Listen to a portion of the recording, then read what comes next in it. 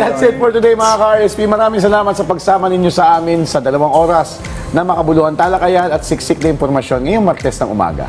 Bukas ay samahan niyo muli kami para sa panibagong set ng mga usaping napapanahon, mga kwentong tiyak na magbibigay inspirasyon sa inyo. At para lagi kayo updated sa mga latest issue, huwag kalimutan na i-follow kami sa aming social media accounts at Rise and Shine Pilipinas sa Facebook, YouTube at Instagram, habang at RS Pilipinas naman sa TikTok at X. Ang The Adventures of Tom Sawyer and Dog of Flanders.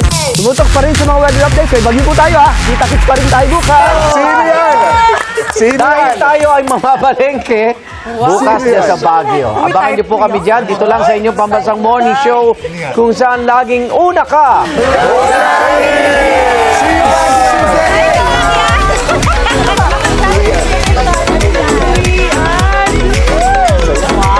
Sino Baguio?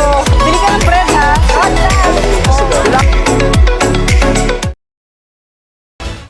Alam niyo ba kung bakit espesyal tayo mga Pilipino? Dahil may mga katangian tayong kakaiba at tunay na kahanga-hanga. Gaya na lang ni Miguel, na likas na matulungin. Guys, help natin si Manong oh. O kaya ni Adrian, na may respeto at paggalang.